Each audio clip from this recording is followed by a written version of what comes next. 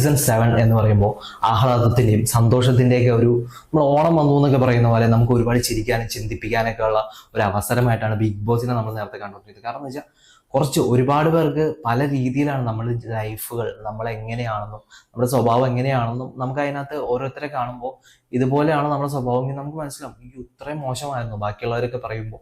അങ്ങനെയാണ് നമുക്ക് നമ്മളെ തന്നെ തിരിച്ചറിയാൻ പറ്റുന്ന ഒരു പ്ലാറ്റ്ഫോമാണ് ബിഗ് ബോസ് എന്ന് പറയുന്നത്.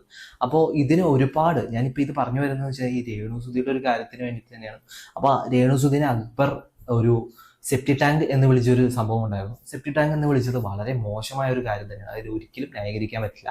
പക്ഷെ ലാലേട്ടൻ പറഞ്ഞിട്ടുണ്ടായിരുന്നു, ഒരാഴ്ചക്കുള്ളിൽ അക്ബർ ഇതിനൊരു പോംവഴി, അദ്ദേഹത്തിന്റെ ഈ പറയുന്ന രേണുസുധിയുടെ അടുത്തുനിന്ന് സോറി എന്നൊരു വാക്ക് കൊണ്ടുവന്നില്ലെങ്കിൽ അടുത്ത ആഴ്ച ഒരു തക്കതായ പണിഷ്മെന്റ് കിട്ടും എന്ന് പറഞ്ഞിട്ടാണ് ലാലേട്ടൻ പോയത്.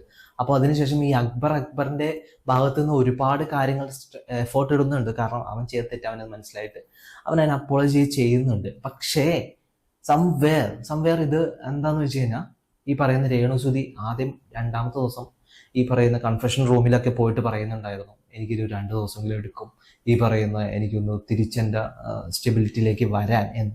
അപ്പോൾ അതൊക്കെ വളരെ സത്യമായിട്ടുള്ള കാര്യം. കാരണം എന്താ വെച്ചാൽ നമ്മളൊരാൾ പേഴ്സണലി ഇങ്ങനെ പറയുമ്പോൾ നമുക്ക് ഭയങ്കര വിഷമം ഉണ്ടാകും ഉള്ളതാണ്. പക്ഷെ അയാൾ അത് കഴിഞ്ഞിട്ട് വീണ്ടും വന്ന് പറയുവാണെങ്കിൽ നമ്മളത് ക്ഷമിക്കേണ്ട കേസാണെങ്കിൽ ക്ഷമിച്ചു വിടുക. 2 ദിവസം കഴിഞ്ഞിട്ട് ഇതിപ്പോൾ 3ാമത്തെ ദിവസമായിട്ടും ഇതേ കണ്ടന്റ് തന്നെ പിടിച്ചുകൊണ്ട് പോവുകയാണ്. ഇതിന് വേണ്ടിയിട്ട് കരച്ചിൽ പിടിച്ചിൽ. എനിക്ക് തോന്നുന്നു ഈ പറഞ്ഞ നോട്ട് കിട്ടാൻ വേണ്ടിയിട്ടാണെങ്കിൽ ഇതല്ല ഇവിടുത്തെ ഗെയിം, ഇതല്ല ഈ പറയുന്ന ബിഗ് ബോസ് എന്ന് പറയുന്നത്. നിങ്ങൾ മനസ്സിലാക്കിയിരിക്കുന്നത്, നിങ്ങളെല്ലാവരും മനസ്സിലാക്കിയിരിക്കുന്നത് വളരെ തെറ്റായിട്ടാണ്. ബിഗ് ബോസ് എന്ന് പറയുന്ന ഒരു മൈൻഡ് ഗെയിമാണ്.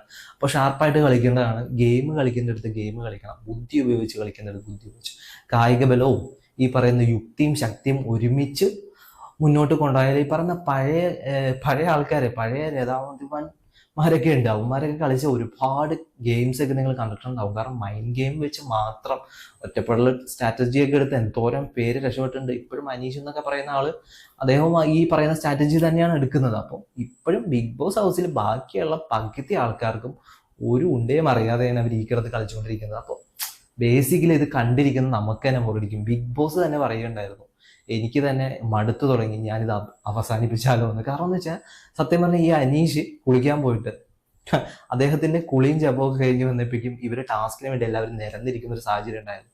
1/2 മണിക്കൂർ ശേഷമാണ് ഈ പറയുന്ന അനീഷ് എത്തുന്നത്. അനീഷ് 1/2 മണിക്കൂറിന് ശേഷം എത്തുമ്പോഴേക്കും ബിഗ് ബോസ് എന്ത് ചെയ്തു, 1.5 മണിക്കൂർ പോസ്റ്റ് കൊടുത്തു. എന്നിട്ടാണ് പറയുന്നത് ഈ ടാസ്ക് നമ്മൾ ഈ ബിഗ് ബോസ് സീസൺ ഇവിടെ നിർത്തുകയാണ് എന്നൊരു സംഭവം പറയുകയുണ്ടായിരുന്നു. അപ്പോൾ ഇത്രയും ബിഗ് ബോസിന് തന്നെ വെറുത്തൊരു സീസൺ ഈ അടുത്തൊന്നും നമ്മൾ കണ്ടിട്ടില്ല. അപ്പോൾ പറഞ്ഞു വന്ന കാര്യം വേറൊന്നുമല്ല, ഈ പറയുന്ന രേണുസുധിയുടെ ഒരു കേസിൽ നമ്മൾ ഒരിക്കലും പുള്ളിക്കാരത്തിന് താഴ്ത്തി പറയുകയല്ല. പക്ഷെ ഇതല്ല ഇതിന്റെ ഗെയിം, ഇതല്ല ഇതിന്റെ സ്ട്രാറ്റജി. അപ്പോൾ ഇത് മനസ്സിലാക്കി ഇവർ പ്ലേ ചെയ്യുമോ എന്ന് എനിക്ക് അറിയില്ല, ഇവരെന്താണ് ഉദ്ദേശിക്കുന്നതെന്ന്.